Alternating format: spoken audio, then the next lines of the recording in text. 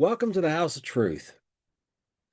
The day, the day we're continuing on in our series on the wild days of the judges. Last time we examined how Deborah was a woman of the Spirit and how the Spirit of God works through women just like it does through men, but in a very different way, with some overlap. That we saw that Deborah in her role as judge acted. She actually taught men, but not her own husband. She couldn't have any authority over him, and also she was a prophetess.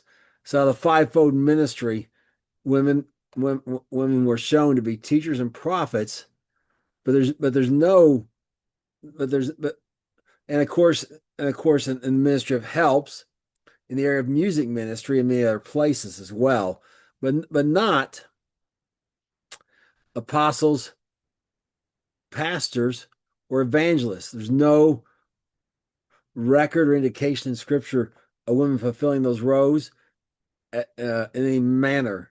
So, the Spirit of God does work through them, just differently than through men for the most part. Well, the day we're going on to our next judge, Gideon, and we're looking at this remarkable man because he's a man that's like so many other. He's so common in so many ways, and you'll see what I mean as we go along here. But he's not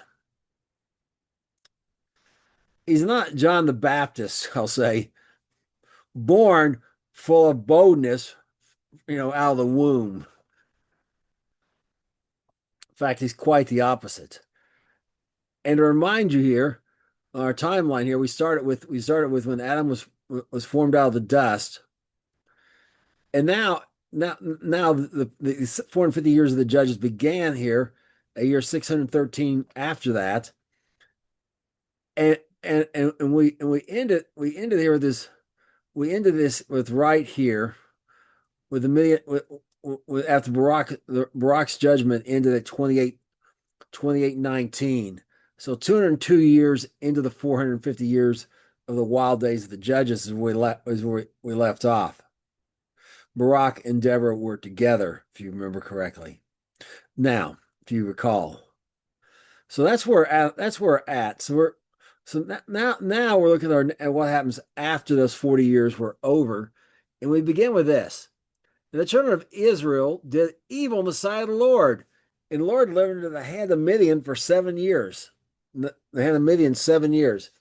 And the hand of Midian prevailed against Israel. And because of the Midianites, the children of Israel made them dens, which are in the mountains, and caves and strongholds. So it was when Israel had sown that the Midianites came up, and the Amalekites and the children of the east, even they came up against them.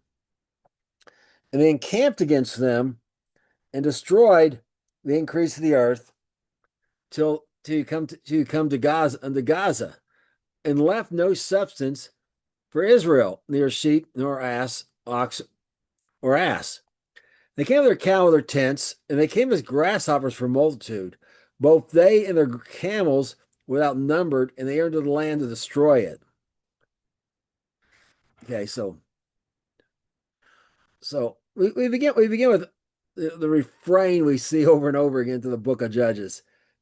Israel, 40 years after, basically when that generation that Deborah had delivered, who with Barak got them to rise up, died off 40 years. By that time, most of them died off.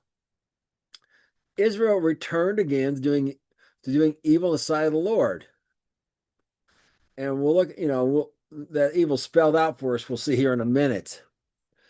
So the Lord did as he said, he sold them into the hands of their enemies, the people of Midian. Now remember, Midian was a son of Abraham through Keturah, his wife after Sarah. She's also called his concubine. She was promoted to wife. Wife kind of had authority over the others generally. Anyways, wife was a higher position because she was responsible for taking care of Isaac, acting in Sarah's behalf towards Isaac, taking care of Abraham's family, like her family was joined to his, not just concerned with their own family anymore. And Midian was one of those children of hers that's named. And he sent Abraham sent him to the sent him to the east and really just the south and just barely over to the east in the northwest corner of what's Saudi Arabia today. Just a little east of the southern part of Israel. Okay. And remember, that's where they spent a lot of their time in the wilderness. And Jethro was from Midian, a worshiper of God as well, a priest of God. We're told, and obviously under the Levitical priesthood. And and Jethro was also. So these Midianites have this tie into there. But they also have this tie into Ishmael. Ishmael is the chief of the Abraham's first son, and for everyone that's not from Isaac, Ishmael is kind of the man. He kind of has the birthright and the blessing as far as they're concerned, and they listen to him, and we'll see how that plays out. Remember, these Amalekites, we looked at this before, are not descendants of Esau, there's also a group called Amalekites who are descendants of Esau, but these were around in Abraham's day. And they're the ones who came up and attacked Israel when they just got into the wilderness and were in a weakened condition, and didn't just attack Israel, they attacked the women and children and the old people. And we talked about the spirit of Amalek before and how their descendants are behind like Hamas and the Muslim Brotherhood and those kind of things. They stir up people against Israel in the Middle East, particularly, that otherwise wouldn't perhaps would be at peace with Israel. And so it is we see with them here in this league with the Midianites who it really always been at peace with Israel up to this point. So they've come there, and we see again that like the Philistines we talked about before, in the days of Shamgar, they're raiders, and what they're doing is they're coming in like Vikings did, where the Vikings would wait till the crops were brought in and harvested, all the work was done, and then they'd come in and steal the crops and burn everything, and go back and leave the people fend for themselves to eat, as it were. Okay. It's a similar situation here. Of course, these guys aren't coming in ships, they're coming in on camels. And this reference of grasshoppers is not just about how many there were, but also and destroy the increase of the earth, just like when a plague of locusts or plague of grasshoppers, an overwhelming number came like the Rocky Mountain grasshopper when locusts did in the 1800s. There's one outburst, the largest outburst of insects ever in recorded history, over 1 trillion, and they recorded that they actually ate trees, full-grown trees, 100 feet tall, down to the stump. Okay, that's the ideal here. That they're coming there and they're eating and they're devouring all the crop. They're stealing what they want and everything else. They're setting on fire or whatever, and leaving nothing for Israel or its animals to eat. And this goes on for 7 years. And that speaks of and that 7 years should remind us of what? The 7 years of the tribulation. And notice how Israel brought this on themselves, and so it is with the tribulation. There's a lot of parallels to that we could talk about, and we'll touch upon some, but we won't go into great depth on that today.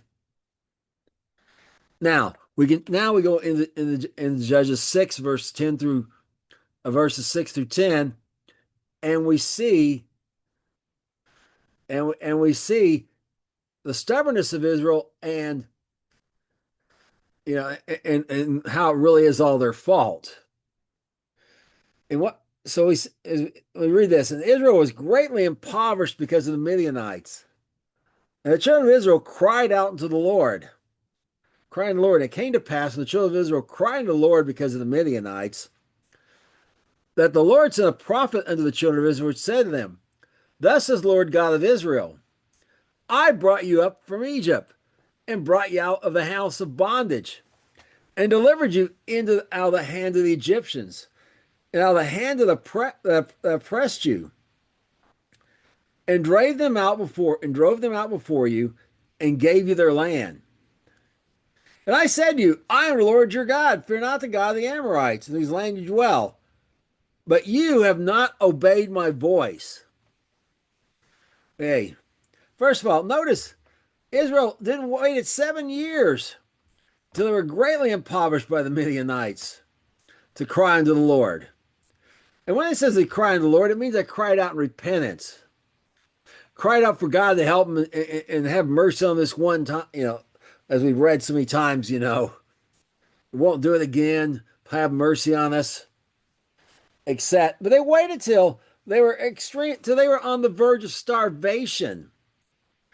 And again, the tribulation Messiah doesn't come back till they call out to him, Baruch haba Hashem Adonai. And when do they do this? When all other options have been exhausted, when they are out of hope, they're surrounded by an army that's really, it's way larger than this army, but figuratively speaking, innumerable. Too many for a person to count with their own, to sit there and count. From all nations, and Jerusalem, half the city's taken. And when they're just in desperate straits, they finally cry out and admit it's all their fault. Well, notice how now the first thing the Lord does is He doesn't deliver them. He wants them to acknowledge their sin. He brings up their sin that brought them into this place. He is saying effectively, I told you so. And when people don't want, he'll say, well, you shouldn't say, I told you so. People don't want to hear that. But notice the Lord's pattern. This is exactly what He does. Because why does He do this? Because people don't want to hear, I told you so. People don't want to hear that they brought this problem on themselves. Because that's the truth of the matter. And if they don't acknowledge, if you don't confront them and they don't acknowledge that they should have listened to, well, in this case, God, we should always listen to Him. If they should have listened about this, should have done what they agreed to, and it's all their fault, if they don't acknowledge that, they'll just turn around and do the same thing again. So, and we'll see, and we've seen this pattern somewhat in the past with Moses, and we'll see it again in the future. He doesn't bring deliverance. First, He tells them, I told you so. You've done wrong. You brought this on yourself.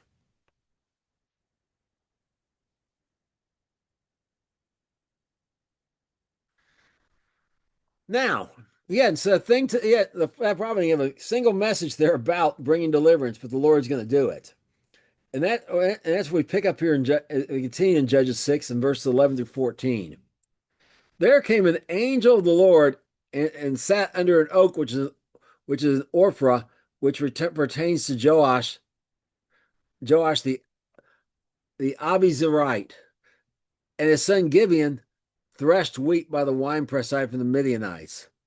The angel appeared to him and said to him, the Lord is with you, mighty man of valor.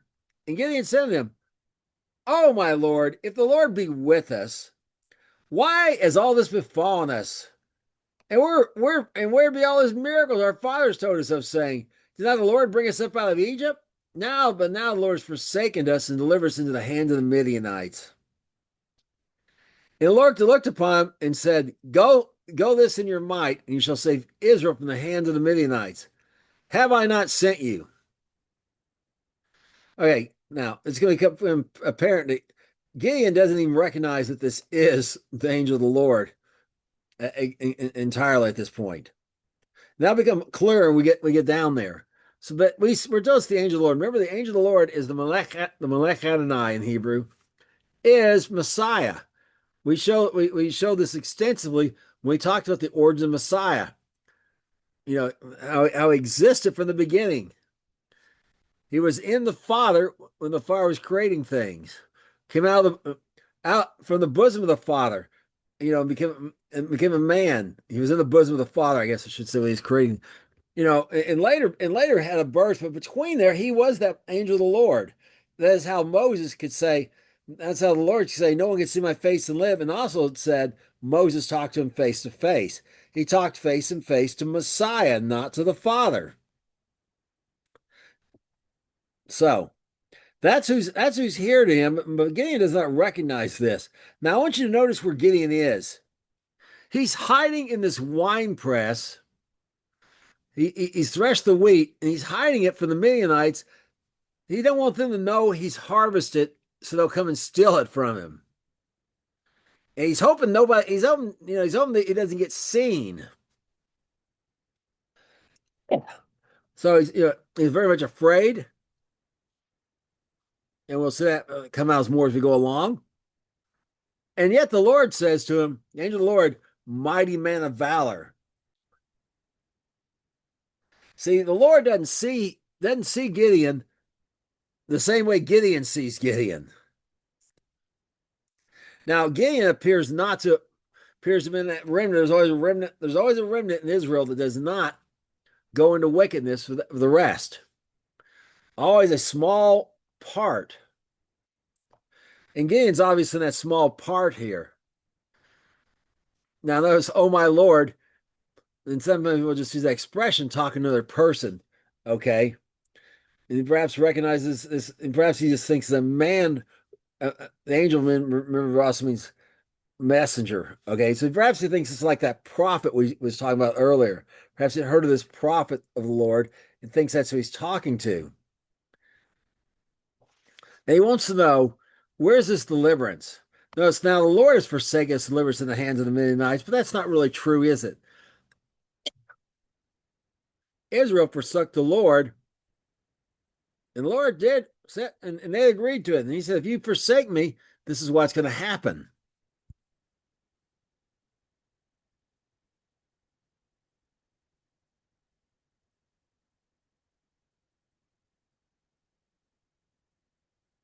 And then the Lord ends with this: go to your might and save Israel. Have I not sent you?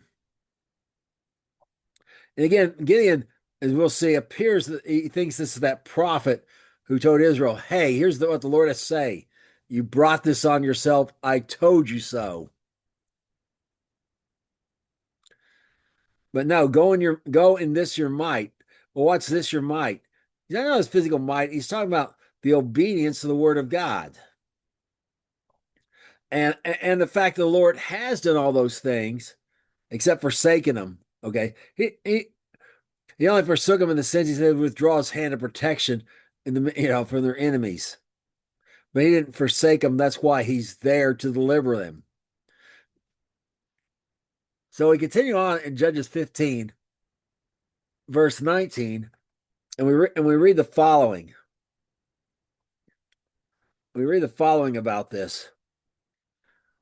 And he said unto him, my Lord, wherewith shall I save Israel? Behold, my family is poor in Manasseh, and I'm the least of my father's house. And the Lord said, surely I will be with you, and you shall smite the Midianites as one man. He said to him, if I found grace in your sight, then show me a sign that you talk with me.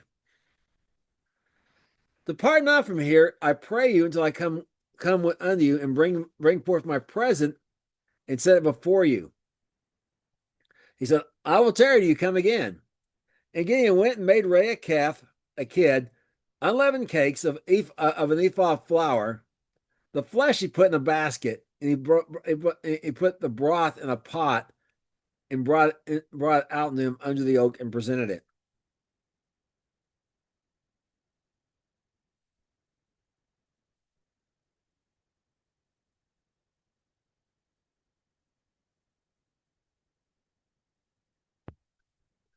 Okay, now Gideon has obvious self-image problems, is what people would say in America. He does. He has a total lack of self confidence, and it's shown up. And it's shown as we shall see later. This exaggeration. His family's poor, and he's the least in his father's house. And as soon as the Lord says this, he's like, "How am I going to be able to do this?" And the Lord's answer, "Surely I'll be with you."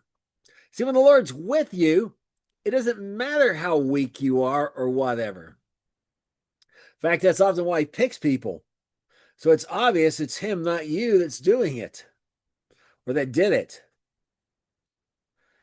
I'm going to be with you. Now, notice Gideon's self doubt. If I found grace in your sight, show me a sign you're really talking to me. He's not even convinced he's really not just dreaming all this up. Okay. So he does that. Now, remember, he was harvesting the wheat. So this unleavened cakes are barley, okay, are made of barley.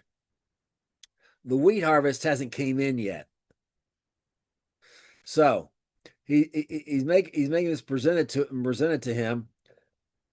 No, it's not as an offering, as a present, okay. He again doesn't recognize that he's actually talking to the Lord, the angel of the Lord, as it were, at this point. And, now, and that's going to apparent. That's going to become very obvious right here.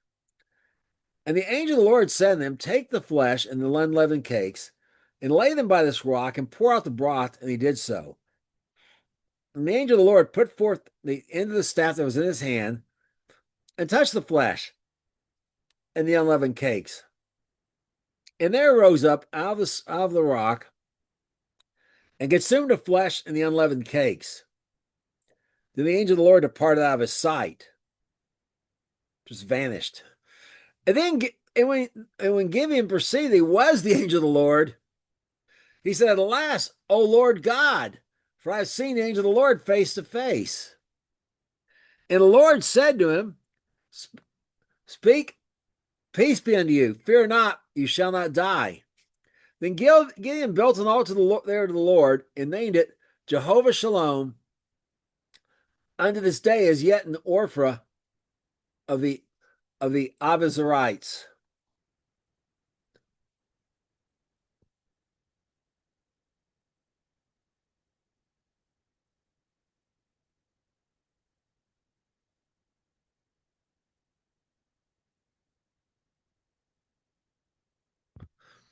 Okay, so now, so now, notice he has him take him and lay him on the rock. Okay, and pour out the broth. And Gideon does that. And this, it's not that this fire comes out of the rock from this guy's staff and consumes the flesh and the unleavened cakes. That Gideon realizes it's the angel of the Lord, and he vanishes out of his sight. Okay, that's Gideon finally catches on. He can't believe the angel of the Lord would come to him. Now he's concerned. Now he's afraid. Notice, we know he's afraid because it says, "Fear not." And the Lord says to him, the angel of the Lord's vanished, but the Lord is perhaps speaking to him out of heaven, or he's just hearing a voice like Elijah when he heard a still small voice. But now he recognizes it. He recognizes it. The altar, he calls it Jehovah Shalom, really Yahweh Shalom, my God, my peace, or peace with God. Okay, and Ophrah is this town. The Abiezrites, remember inside of a tribe, the clans, so on and so forth, down to families. The families all stayed together. So this is a city. Ophrah is a city in that land that the Abiezrites got, which means my father helped. My father helps. Okay. Okay. So God, his father's help. God, the father's helping is sending help through the Melech Adonai, really his son.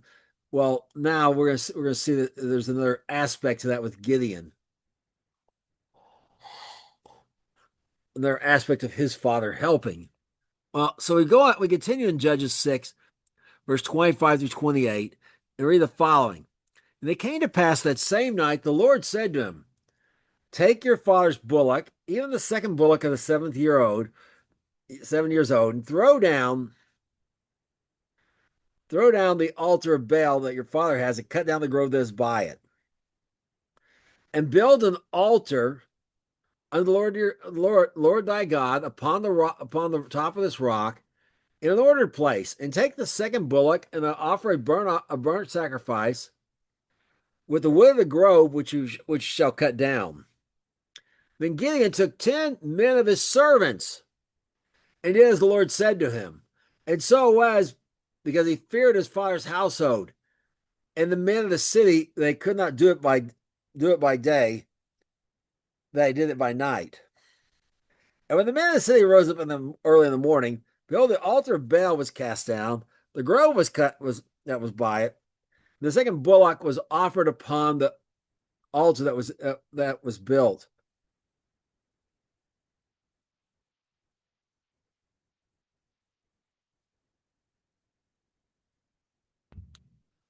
So I know it's called a young bullock, 7 years. Now, why does it mean the second bullock?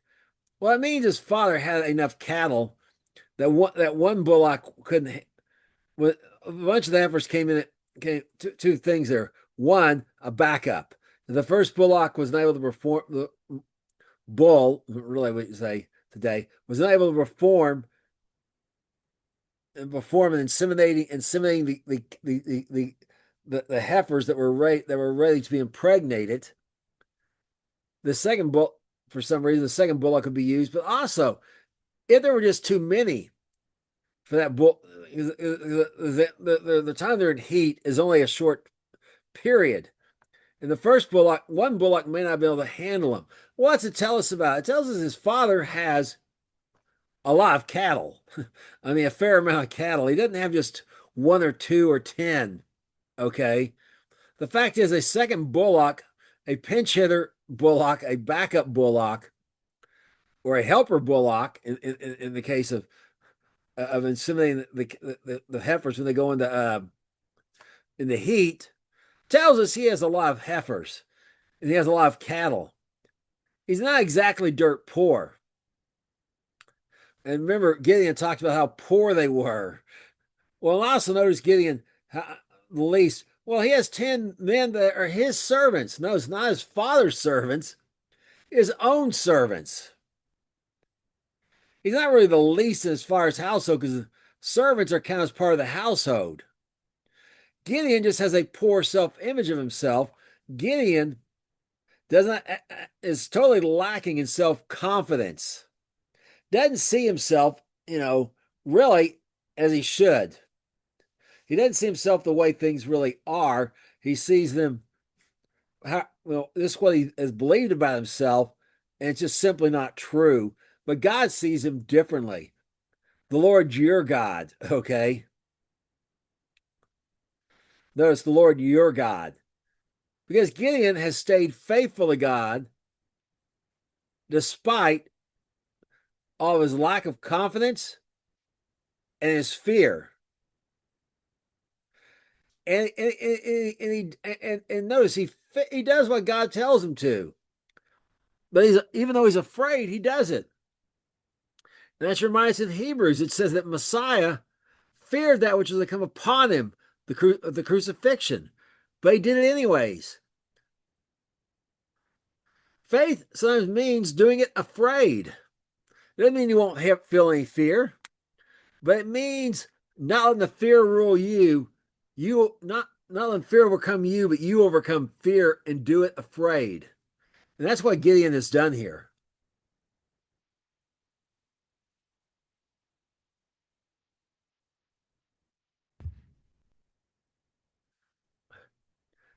Now, as we continue on Judges 6:29 to 32, We're going to see, what's happened. What happens next? Now he's actually did this. He was afraid, but he did it anyways. And they said to one another, "Who has done this thing?" And they inquired and asked. They said, "Gideon, the son of Joash, has done this thing." Then the man of the city said to Joash, "Bring out your son, he may die, because he has cast down the altar of Baal, and he has cut down the grove that was by it." And Joash said unto all that stood against him, "Will you plead for Baal? Will you save him? He that will plead for him, let him be put to death while he is yet mourning. If he be a god, let him plead for himself, because one's cast down his altar." Therefore, on that day, they call him Yorub Baal, saying,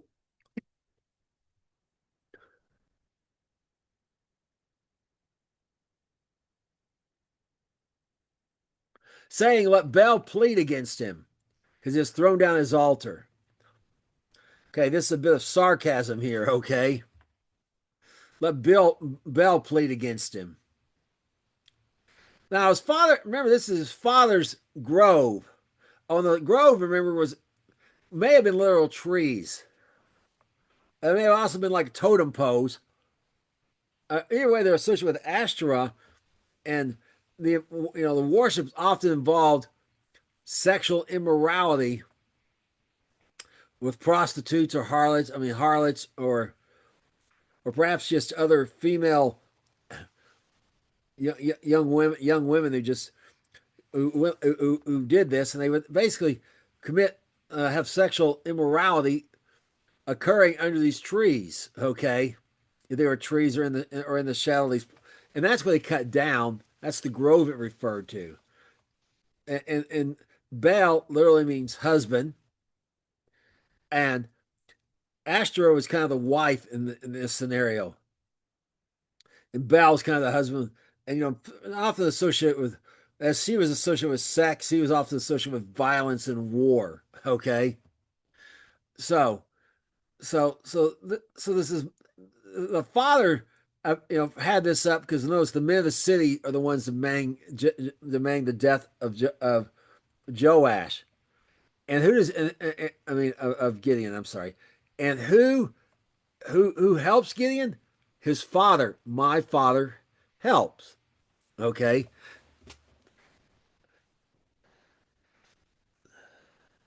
Abi Ezer. Okay, Abi Ezerite is just someone that lives in Abi Ezer.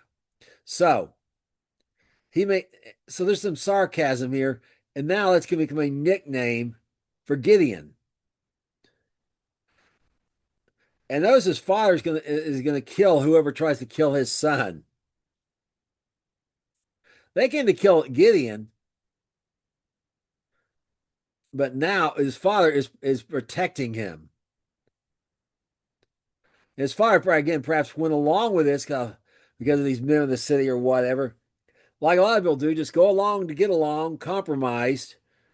But Gideon didn't didn't didn't do this, although he was very afraid and hid what he was doing. He never went along with this nonsense.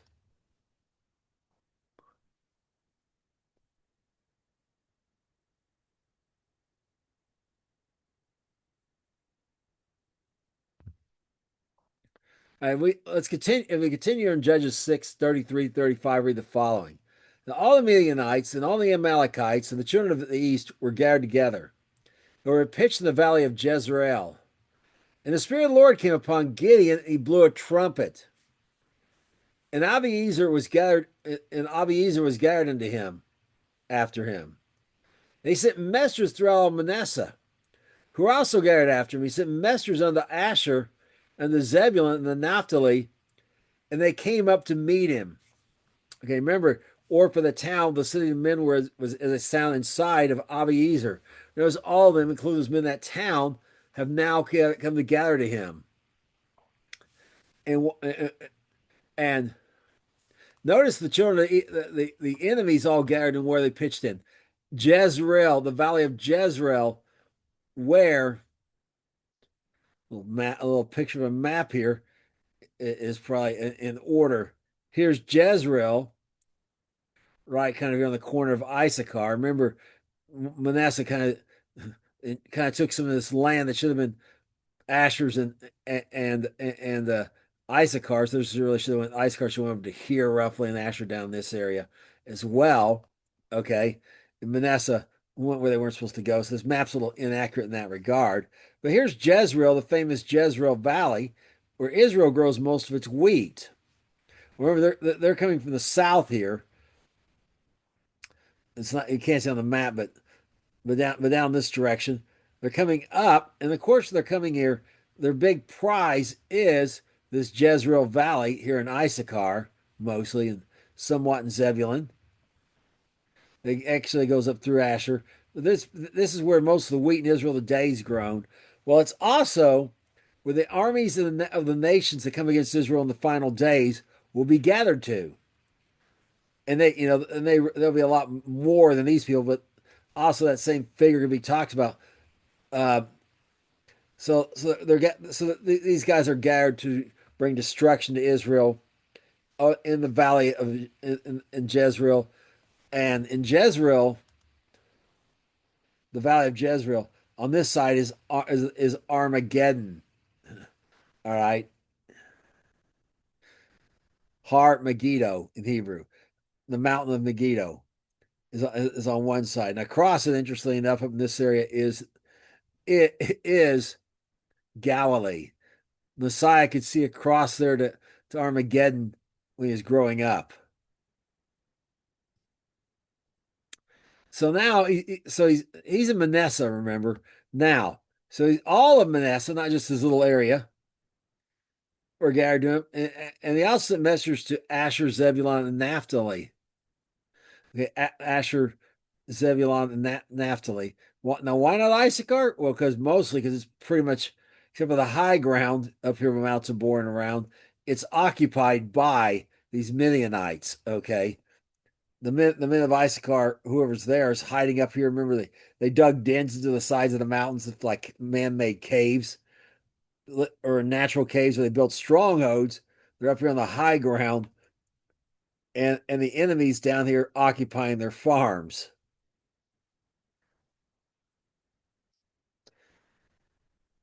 Okay, and what prompts Gideon? He blows this trumpet. Or remember they blow the trumpet. You blow the trumpet once.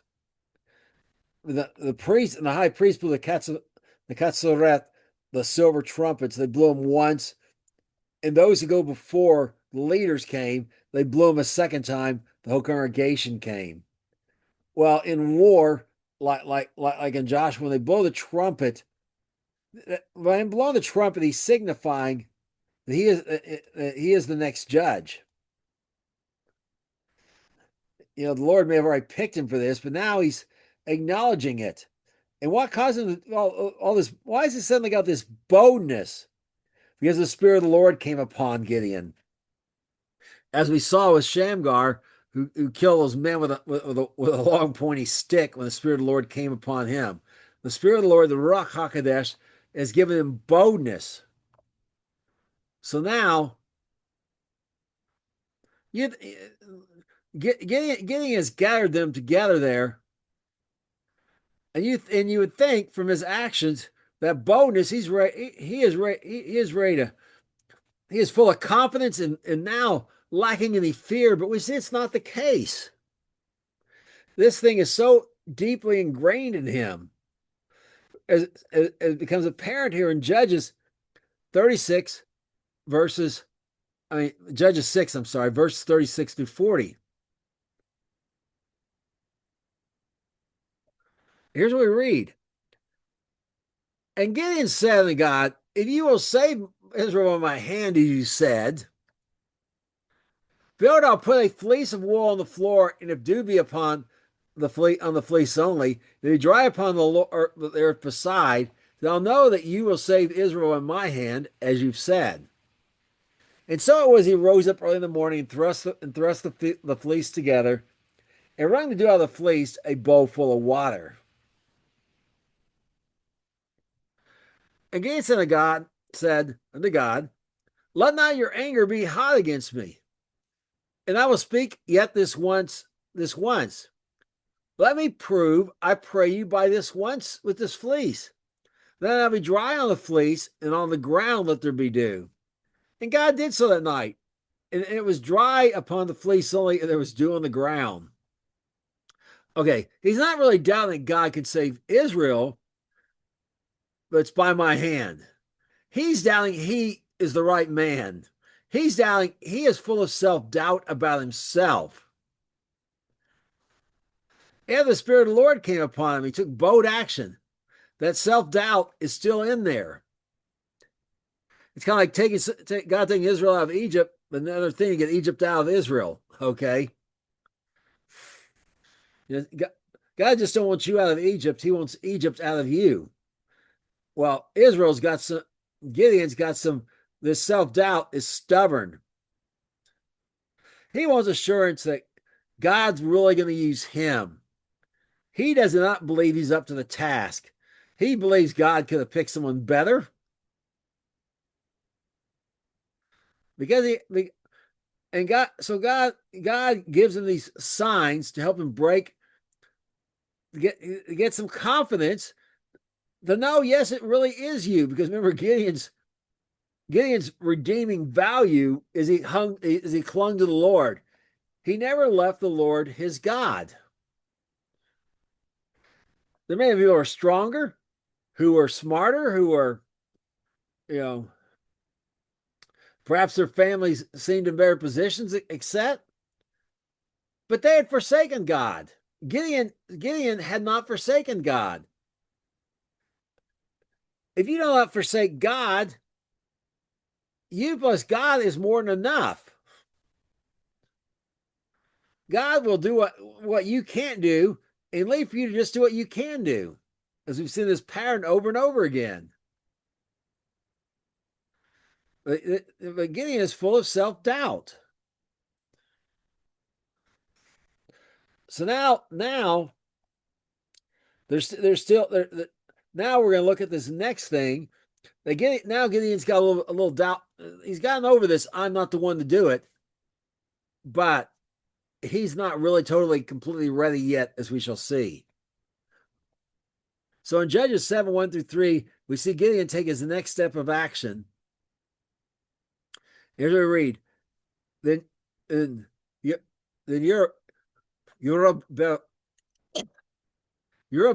Baal, who is Gideon, and all the people who are with him rose up early and pitched beside the well of Horod, I should say, Horod. So the host of the Midianites were on the north side by them, by the hill of Morah in the valley. And the Lord said to Gideon, the people who are with you are too many to give the Midianites into their hands. Lest Israel vault themselves against me, saying, my own hand has saved me. Now go there to proclaim in the ears of the people, saying, whosoever is not fearful or afraid, let them return and depart early from Mount Gilead. And they returned to the people 20 and 2,000, and there remained 10,000. Okay, so notice he had 32,000 that came from those tribes.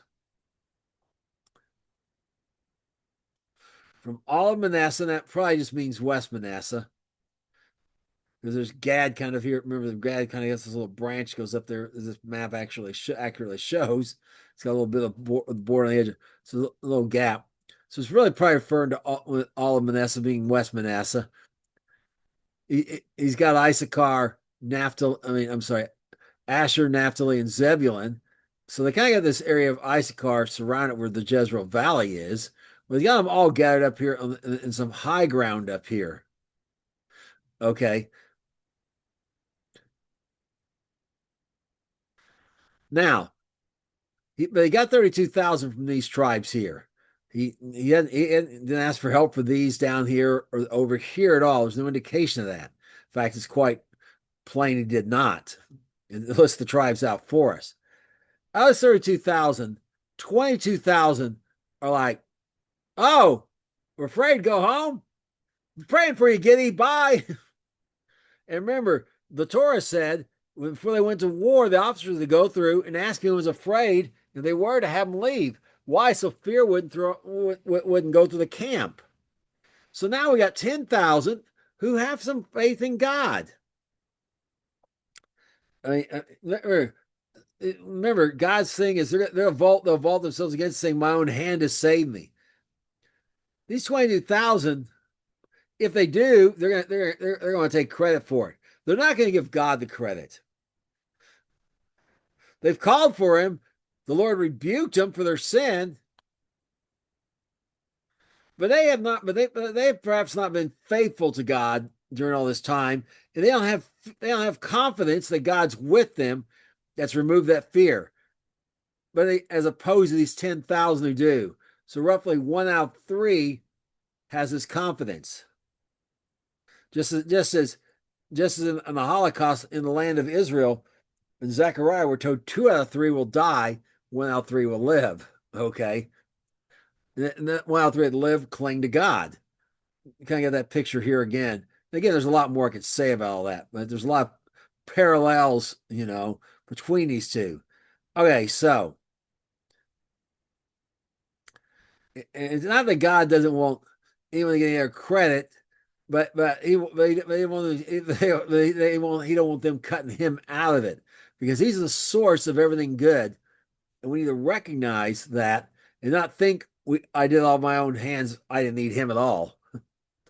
That's basically what he's saying here.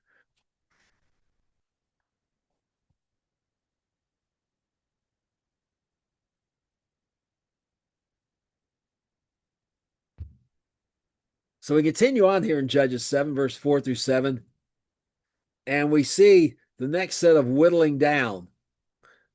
Those who are afraid, who aren't convinced God's with them, they're going to win, have left. All the fearful have left, almost, as we'll see. What? There's still one among them, as we'll see. And the Lord said to Gideon, "The people are yet too many. Bring them down to the water, and I'll try them for you there. This shall be of whom I shall say, this shall go with you, the same shall go with you. Of whomsoever I shall say unto you, it shall not go with you, the same shall not go." So he brought down the people into the water. And the Lord said to Gideon, "Every man that laps of the water with his tongue, as a dog laps, him shall he set by himself. Likewise, everyone that bows down upon his knees to drink." And everyone that lapped with their hands in their mouth were 300 men. But all the rest of the people bowed down their knees to drink water. And the Lord said to Gideon, "By these 300 men that have lapped, I will save you. Deliver the Midianites in your hand." All the other people go every man go every man to his place. Okay. Send their home. There's nothing wrong with them as far as they're not as lacking courage. They're men of courage, got some confidence in God. But notice this division is over how they drink water. Oh, what's the difference? Those that bow down upon their knees to drink got their head down by the water. They're not alert. The ones who are lifting up their hands and lapping out of their hands are able to see what's around them. They're more wise in their conduct. They're on the lookout all the time. They'll put themselves in a vulnerable position where they can be attacked. Somebody come upon them without them being able to see them.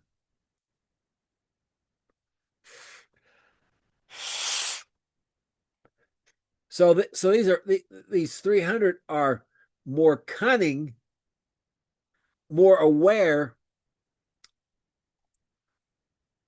more suitable in battle, more they've got that warrior mentality to a greater extent. Nothing to do with having fear or not, but about how they conduct themselves. They conduct themselves wiser. So they just go back to their place. 9,700, They go back. They're going to go back home. Okay, again, not because they're afraid, but because they weren't as wise. And remember, the Lord's doing this so they can't.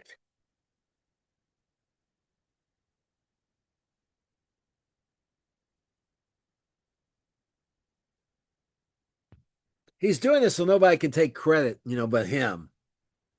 That was just too many people. So he picks the wisest among the faithful, those lacking fear, because he is the source of true courage. Now, in Judges 7, verse 8 through 11, as we continue in Judges 7, verse 8 through 11, now we read about about one last one. There's still one with fear in Gideon's group of 300 plus himself, and arguably his servants, whoever's with him. Perhaps from his servants, some of his servants are there because there's at least one here listed. There's still one with fear, as we'll see. So the people took the victuals in their hands, their trumpets, that's shofars, ram's horns, and he sent all the rest of Israel, every man to his tent, and retained those 300 men. And the host of Midian was beneath him in the valley. They came to that pass the night. The Lord said to him, "Arise, get you down into the host, for I delivered it into your hand. But if you be afraid, if you fear to go down, go down, go you with Phurah, your servant, down to the host. And you shall hear what they say afterward. Your hand shall be strength to go down to the host." And they went down with Phurah, his servant, into the outside the armed men that were in the host. Gideon is still afraid. If you fear to go down, take your servant. He takes his servant. Why is he want to go down there? So his hand will be strengthened. Gideon still has doubt and fear after all that's happened.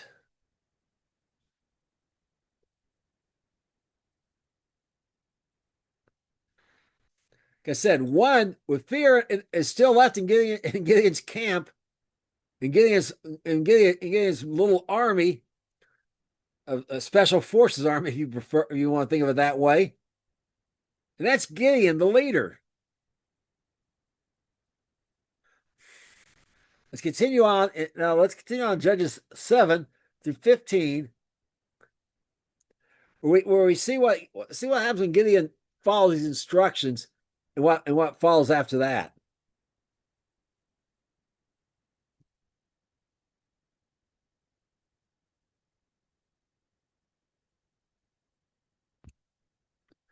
And the Midianites and the Amalekites and all the children of the east, lay along in the valley like grasshoppers for multitude. Their camels were without number as the sand by the seaside for multitude. And when Gideon was come, behold, there was a man that told a dream to his fellow, and said, "Behold, I dreamed a dream. And lo, a cake of barley bread tumbled into the host of Midian and came into the tent, and smote it, and it fell and overturned it, that the tent lay along." His fellow said, "This is nothing save the sword of Gideon, the son of Joash, a man of Israel. For into his hand God delivered Midian and all the host." It was so when Gideon heard the telling of the dream, the interpretation thereof, he worshipped, returned to the host, and said, "Arise, for the Lord has delivered into your hand the host of Midian." Okay. Now all the children of the east, remember these are these other descendants of Abraham, Isaac, of Abraham. He had their concubines, and he sent them with presents to the east as well, along with all of Keturah's children. All of them are there. There's some from all these groups, including Ishmael. Okay, that would include Ishmael as well. When you think of the east, only the far east, just think with respect to the land of Israel, as we showed here on our map. East of that, and those Ammon and Moab and Edom aren't listed. It's down here, and it's just that's those descendants of Abraham, other than Isaac, we're talking about here. Okay. So, those ascendants there are who's there.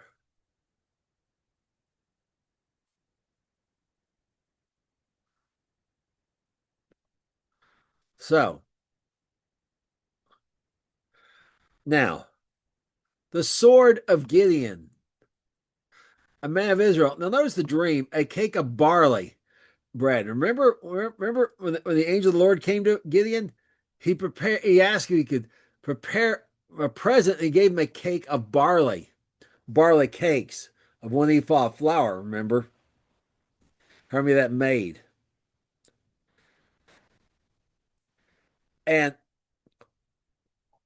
now God Himself had said, I'm going to this dream. So to strengthen your hand.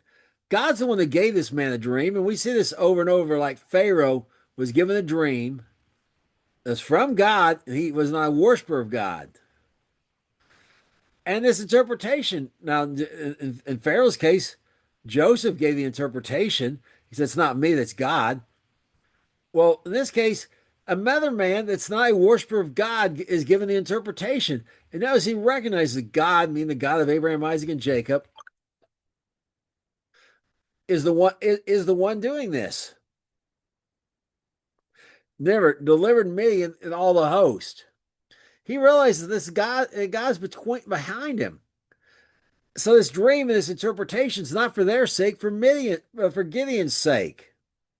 Now he takes action. And notice it's immediate. He doesn't wait for morning. He doesn't wait. He gets everyone out of bed. Perhaps they were bedded down for the night. Obviously the ones on guard, but the rest weren't. And he is calling, and he gets them all out, gets them out of bed immediately. Now's the time for action, and that's the way it is often. God has a time, Susan, and the time for action is often not at a convenient time, but we're to act anyways, as Gideon did. And now let's look at what he does. What his plan here is. He divided the 300 men into three companies. He put a trumpet in every man's hand with empty pitchers and with lamps within the pitchers. He said, look on me, and likewise do. But when I come down the outside of the camp, it shall be as I do, so shall you do. When I blow with a trumpet, and I and all that are with me, then blow you trumpets also on every side of all the camp, and say, the sword of the Lord and the sword of Gideon. Okay, notice he's now putting himself in there. He's recognizing this man had said the sword of Gideon. The Lord's getting first billing. And notice again, as we brought up, we see this funky thing in King James where a larger capital L, a smaller capital O-R-L-D, O-R-D. It's Yahweh Boave under there. The sword of Yahweh Boave, Yahuwah, Yahweh, however you want to say that, and Gideon. Okay. He recognizes this is a two-part deal. God has a part, the Lord, and Gideon has a part. God's not going to deliver him by himself. Gideon's got his part. But now he has the confidence to put his own name in there.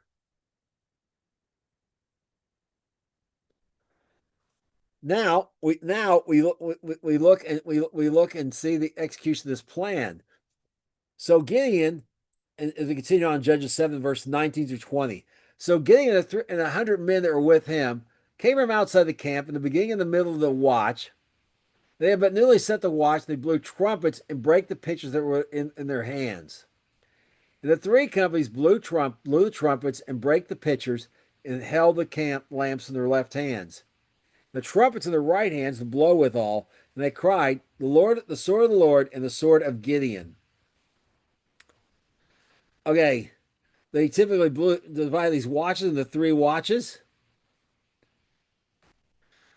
And at this time of year, remember he was harvesting the wheat.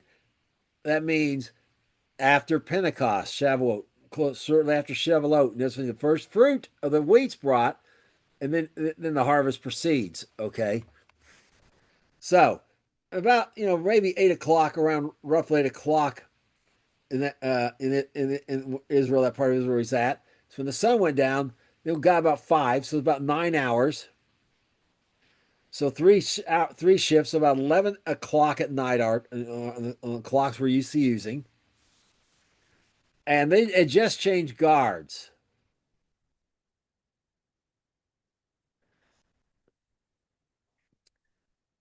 So the change of the guard. There's a little bit. It's a little. There's a little bit. It takes a little bit of time for the new ones to get in. Okay, to get in the right frame of mind, as it were. And so this is the perfect time for this to happen. It's kind of a confusing time, and there's maybe perhaps a little confusion about what to do because they're in the middle of changing guards. And this one has happened, so they blow this and they break these pitchers. Well, then they break all these pitchers, 300 of them.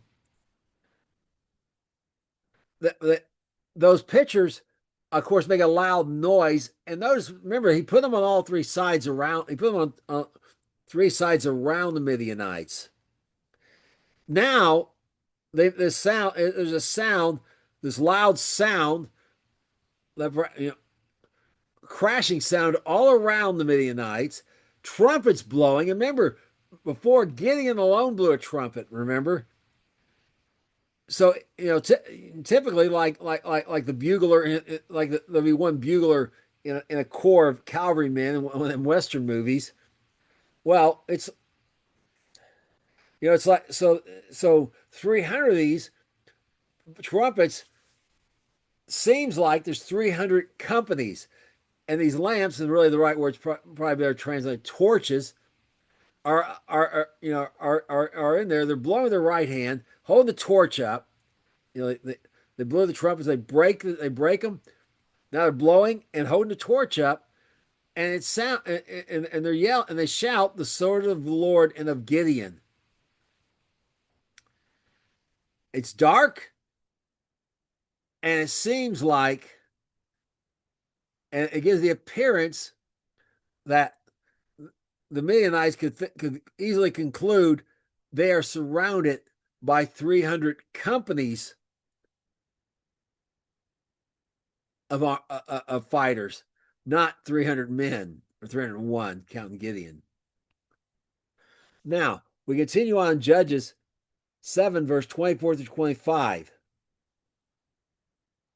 We read the following: And Gideon sent messengers throughout all Ephraim, saying, "Come down."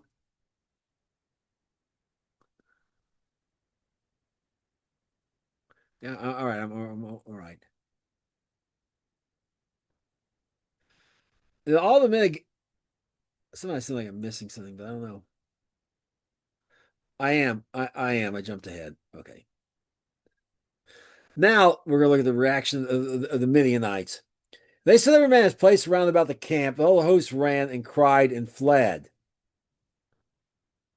That the host being the enemy, the Midianites and the others that are with them. The 300 blew their trumpets, and the Lord sent every man's sword against his fellow throughout all the host. All the host fled to Bethshittah in Zarephath, into the border of Abel Mahola under Tabath. And the men of Israel gathered themselves together out of Naphtali, out of Asher, out of Manasseh, and pursued after the Midianites.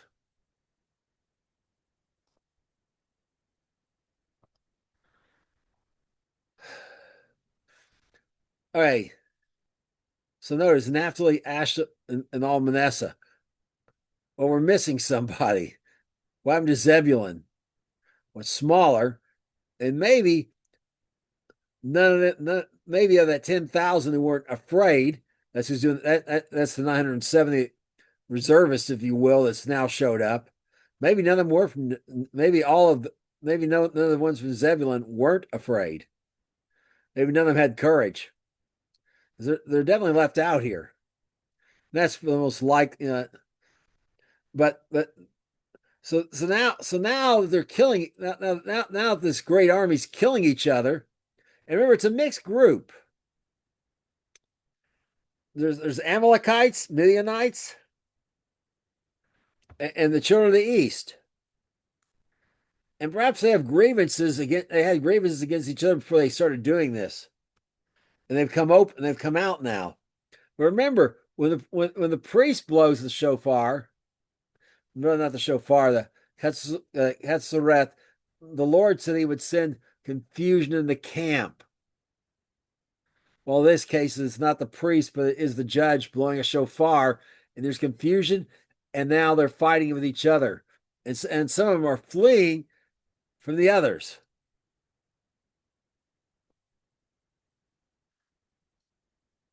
So now these men gather themselves out of there. And now again, that's that 9,700 who weren't afraid. Now in Judges 27, verse 24 through 25, read the following. Gideon sent messengers throughout Mount Ephraim, saying, "Come down against the Midianites and take them before the waters in the Beth Bara in Jordan." And all the men of Ephraim gathered themselves together and took to the waters unto took the waters unto Beth Bara and Jordan. And they took the two princes of the Midianites, Oreb and Zeb, and they slew Oreb on the rock Oreb, and Zeb they slew at the winepress of Zeb, and pursued Midian, and brought the heads of Oreb and Zeb to Gideon on the other side Jordan. Okay, so Gideon's crossed over, they're down here, and what he's telling him to do is take this certain place in the Jordan River where it's shallow to cross, to take those places and be ready for these guys trying to flee, trying to escape going over there. Okay, so they did that and they caught them. Now, there's really a lot more going on here though.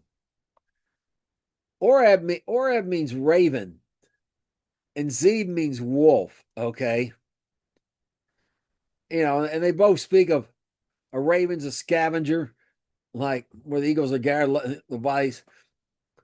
The Zeb's a wolf, a destructive. Benjamin's compared to a ravening wolf, a destroying wolf. So these two, these two are going to die. These two are bad people, is the point here. They're the princes of Midian, like the crown prince of the Midianites. They're not the kings. And now notice where they slew him at a rock and the wine press. Remember where was Gideon when the angel of the Lord appeared to him? In a wine press,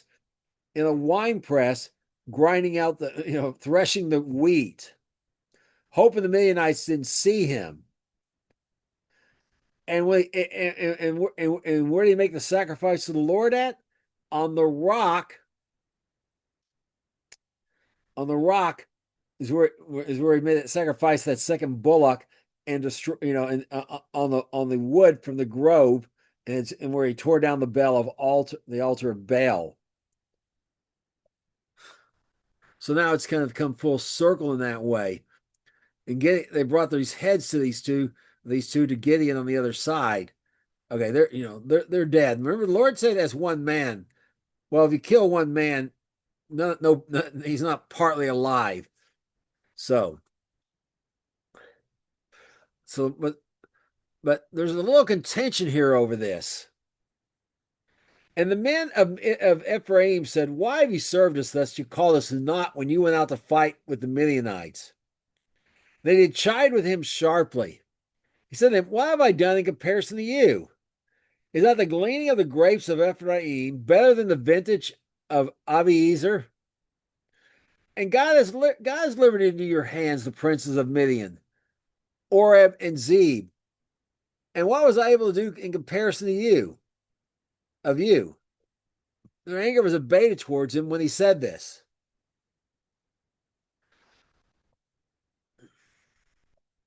All right, so they're mad. Here they are. Remember, they weren't called, but he gets over it because God delivered them into his hands. Notice, and it's true what he says.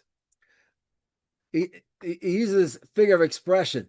Gleaning is when you go over a grape harvest, you get the ones that are ripe, but the ones that aren't ripe yet are left for people to pick, or some ones are dropped or whatever.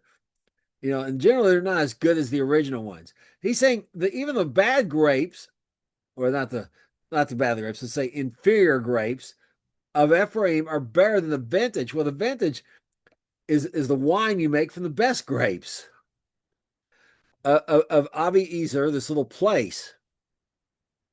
And why does he say? Why is he doing comparison to them? Gideon so far has killed nobody. They've killed the enemies killed each other,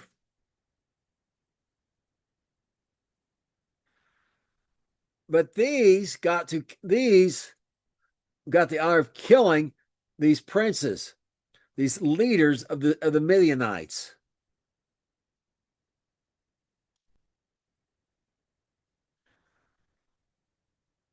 So Gideon himself has killed nobody yet. It's all been the work of God, and now the men of Ephraim, and perhaps some of the other men that as well from other places.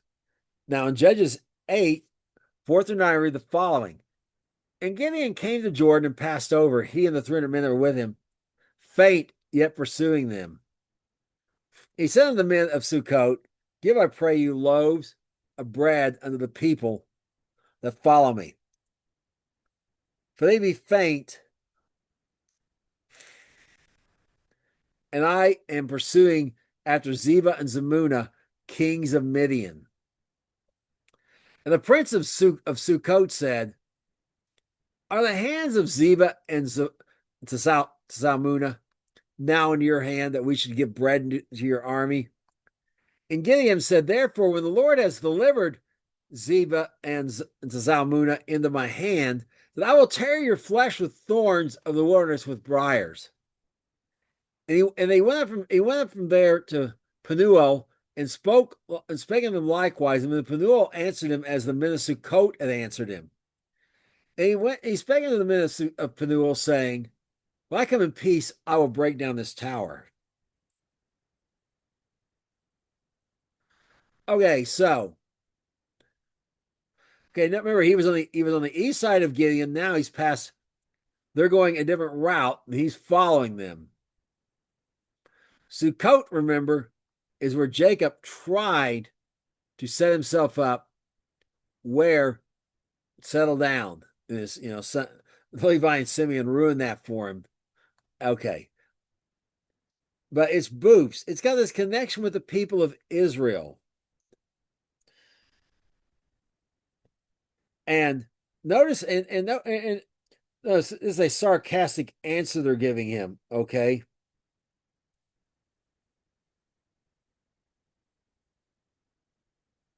They're giving this very sarcastic answer.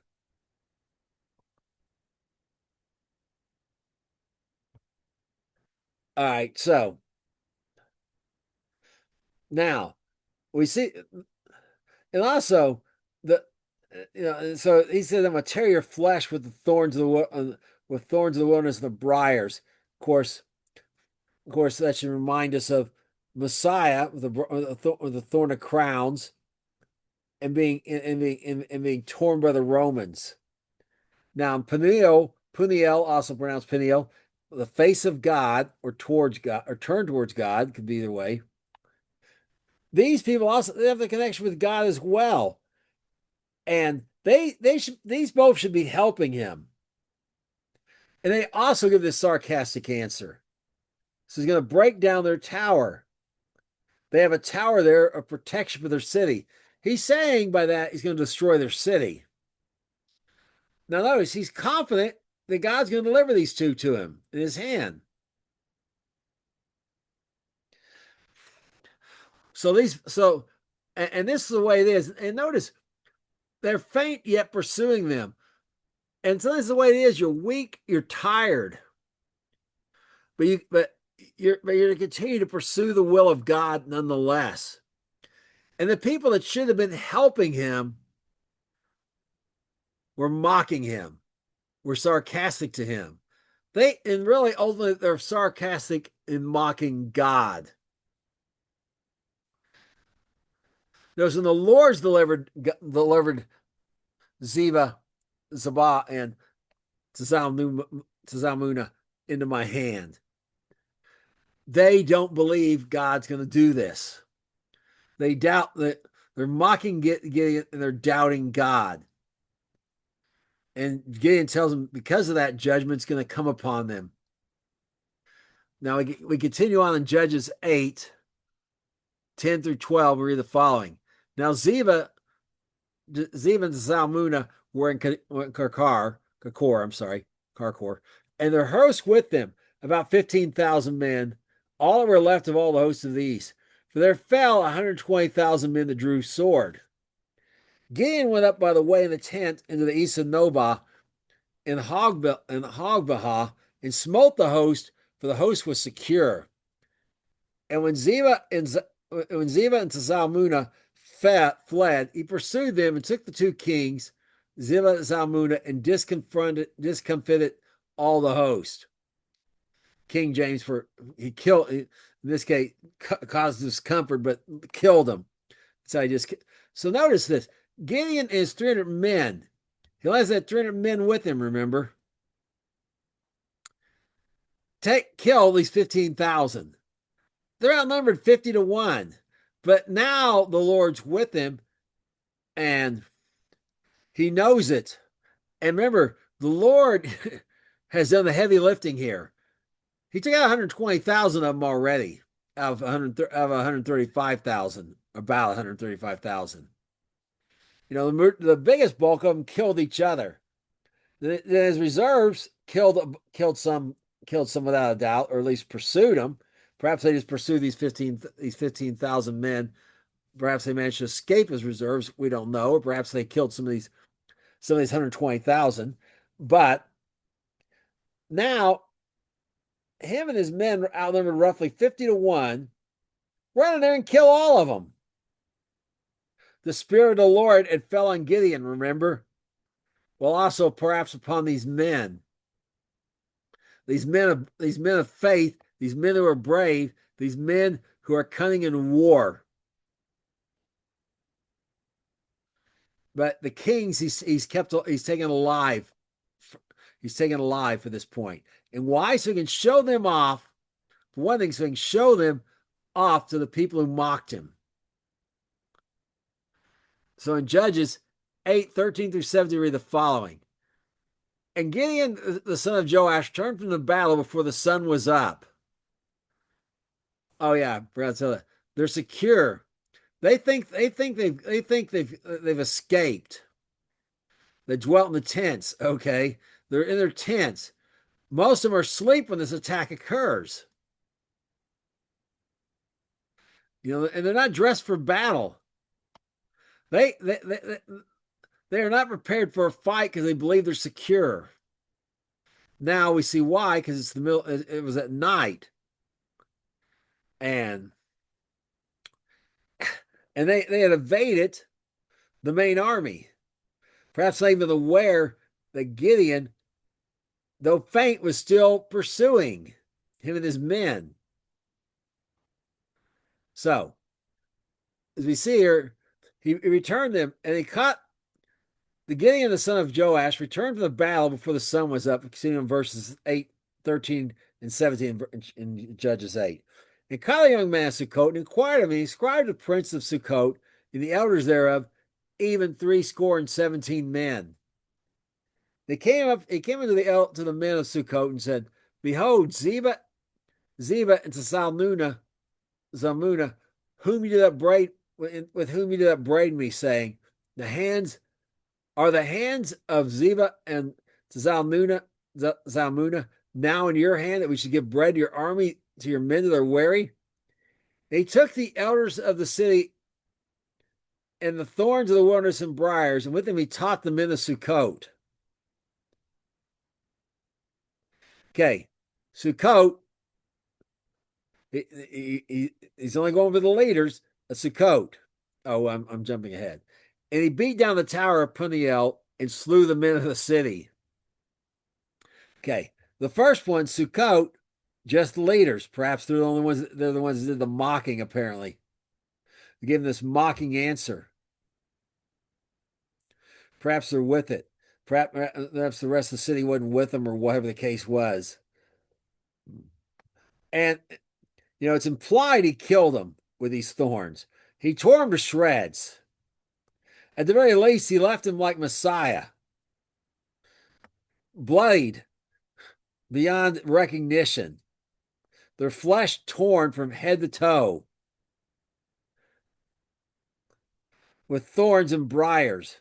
Briars are bushes that contain thorns. But at Peniel, those who should have even a greater connection to God, these are the ones that were connected to the people of Israel, Succoth to Jacob built. But these are connected, should have that greater connection of God who mocked him. He tore down their stronghold and he killed all the men. Now Gideon has killed someone for certain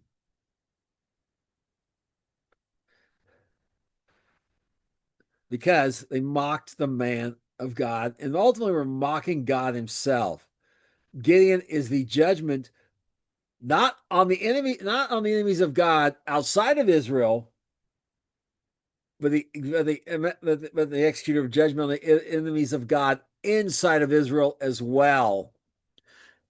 Remember, he's the judge, and he's to bring the judgments of the Lord upon the people, and thus he does here.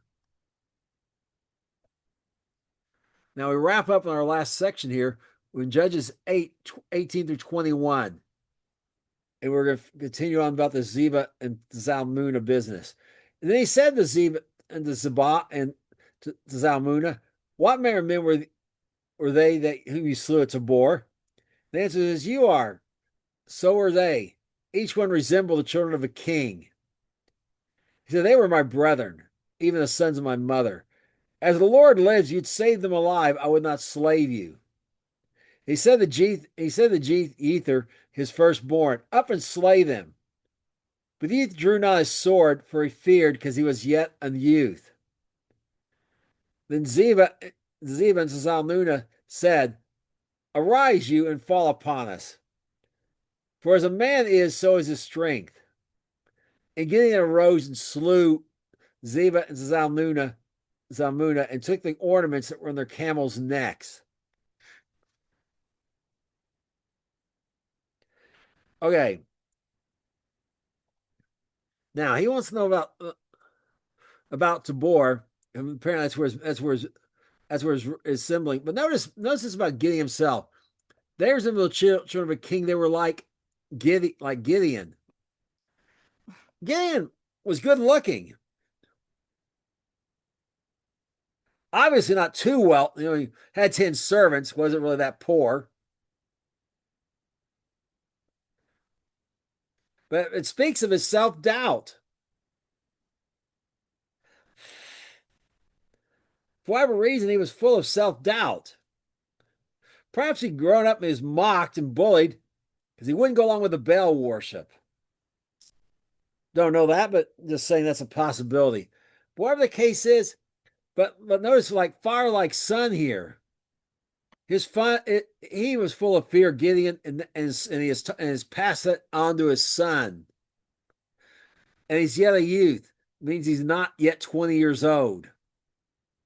Remember, God said in the wilderness, he called everyone that was below 20 children. Okay. So this youth may be 17, 18, 19. But he hasn't ever fought no one. He's not a killer. He's not got it in him to kill someone.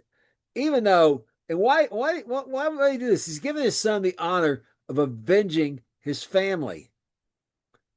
Or he's at least attempting to. Remember the Avenger of Blood.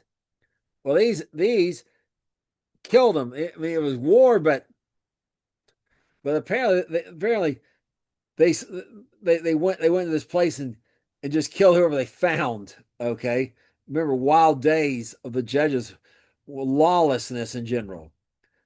These weren't the army, as it were. Okay, so in this remark by Ziva but Zabah, I should say Zabah into Salmuna amounts to man up. Do it yourself, Gideon. Be a man. You know, perhaps perhaps they see him as not being able to do it. Not trying to pass it off to his son. The responsibility really should be his. So he does. And he takes these ornaments on their camels' necks. Well, these ornaments, of course, mark those camels as belonging to the kings. These are the kings. And now he's done more than the people of Ephraim who killed the princes. Before he hadn't done anything at all to compare to them. So he's now killed these two kings. But he would let them live. If they didn't kill his family. Perhaps came some sort of peace agreement or something. But the law required the avenger of the blood to avenge the death of his family, and that sealed their fate. But these ornaments are undoubtedly they're bejeweled, probably, without doubt. Just what kind of jewels? They also commonly have the image of the gods who were supposedly protecting these kings when they went into battle on them. So there's an image. There's most likely an image of the gods on those ornaments, the gods of the Midianites. Well, remember, Israel's not to have any images of any gods anywhere. And you'll see that this is important in a minute. And in Judges 8:22-24, read the following. Then the men of Israel said to Gideon, rule over us, both you and your son's son, for you have delivered us from the hand of Midian. And Gideon said to him, I will not rule over you, neither shall my son rule over you. The Lord shall rule over you.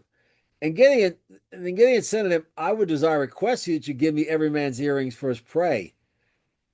For they had golden earrings because they were Ishmaelites. Okay, notice they were Ishmaelites.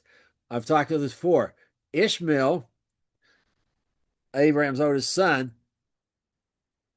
kind of had confederacy and kind of over the other sons of the sons of Abraham.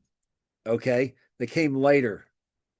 They moved near him, and today it's the same way throughout the Middle East.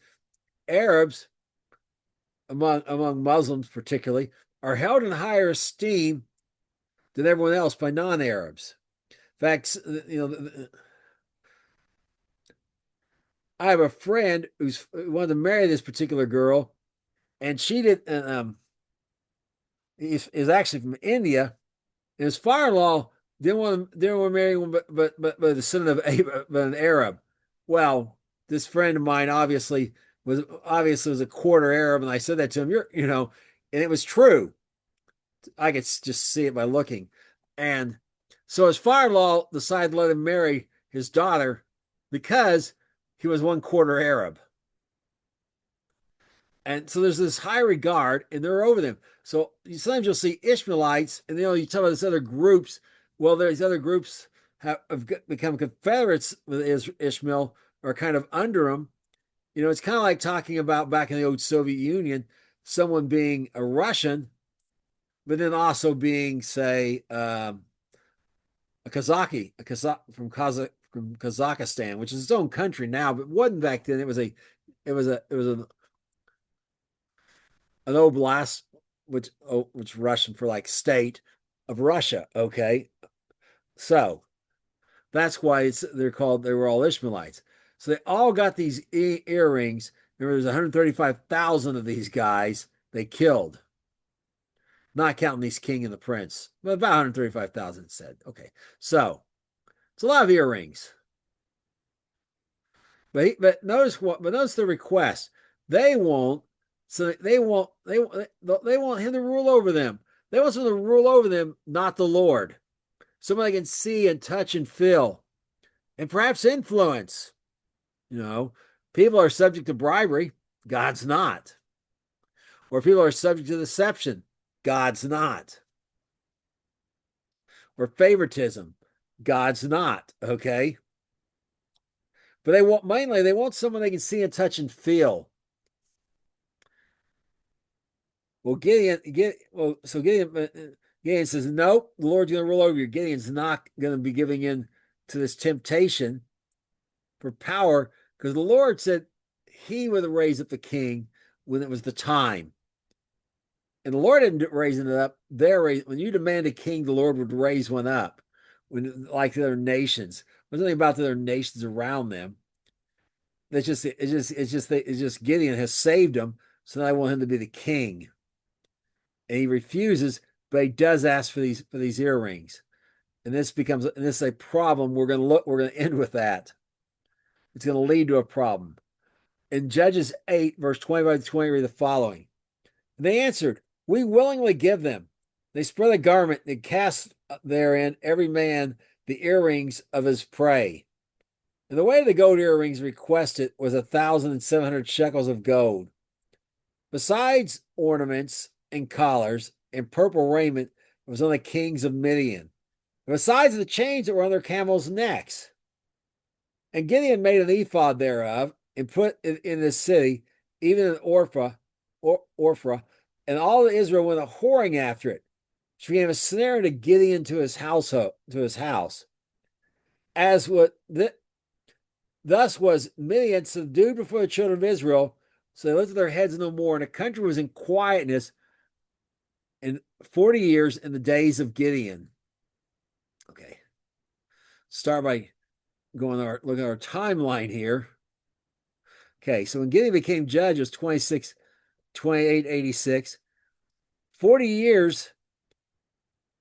At the end of that 40 years, going to be 2886,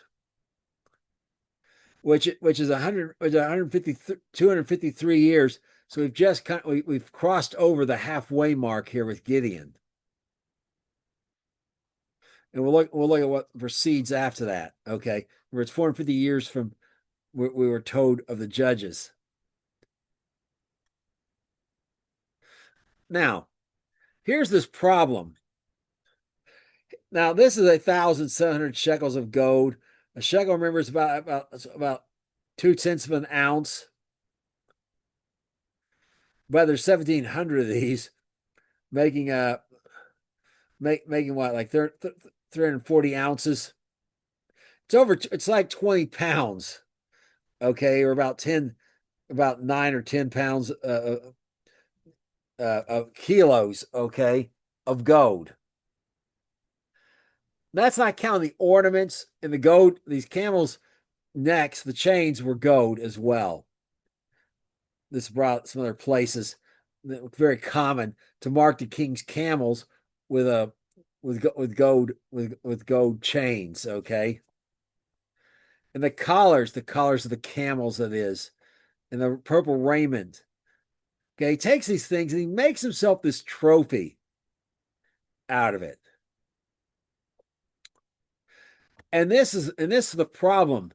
Remember, those ornaments have images on them of their gods. Now, a snare to get into his house, and we'll see how that works out in our next lesson in more detail. But Israel went a whoring after it. Remember also the brass serpent the Lord had Moses make. Later, they turned it into an idol, and Hezekiah had to destroy it. They turned it into an idol, and Hezekiah destroyed it.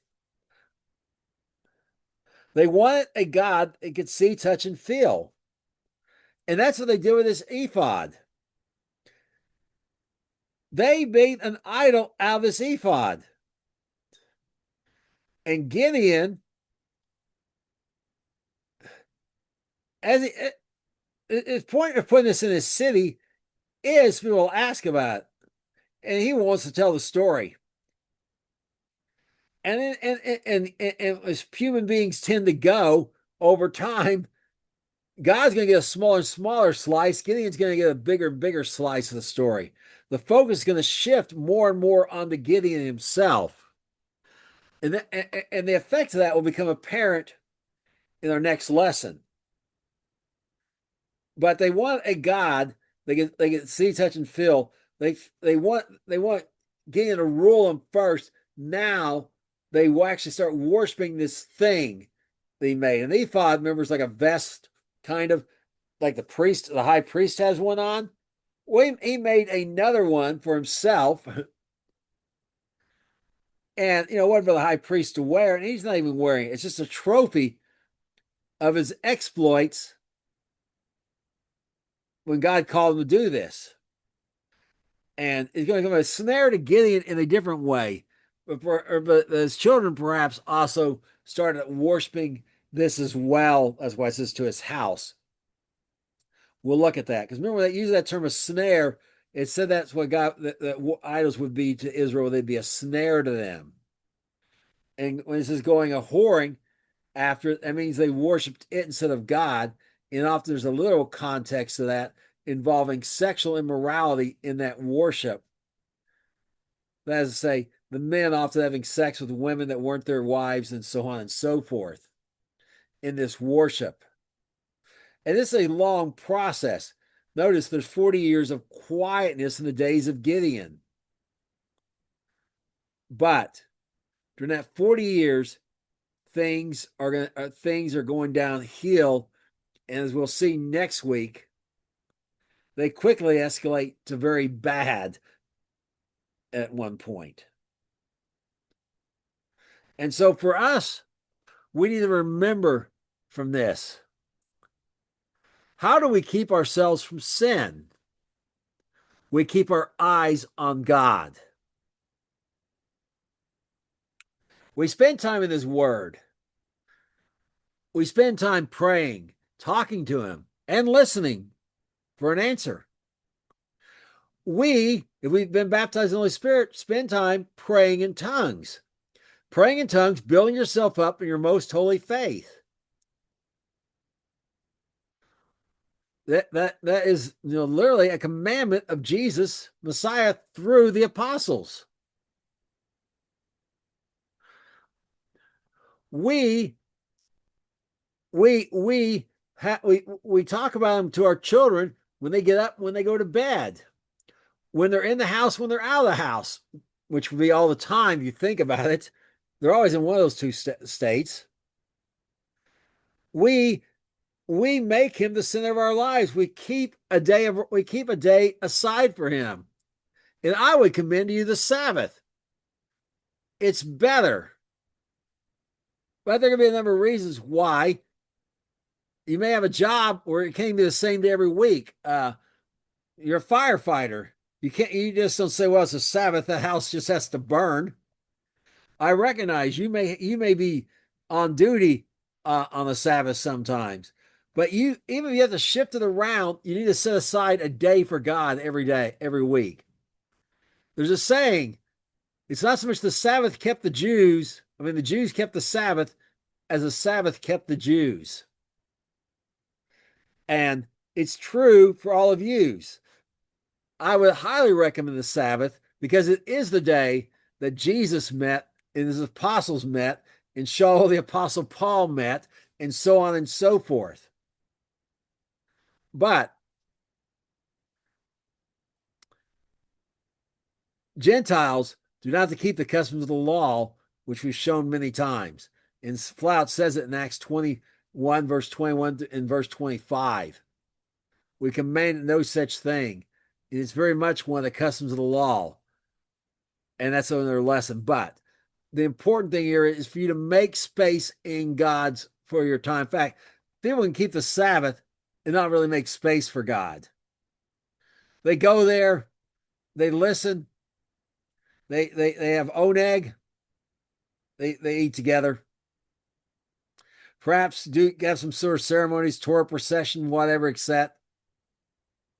And that's it for the week. It's not enough. You need to give God a day, 24-hour period roughly,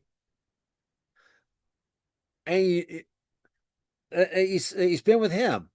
And the other days you spend some time with Him as well.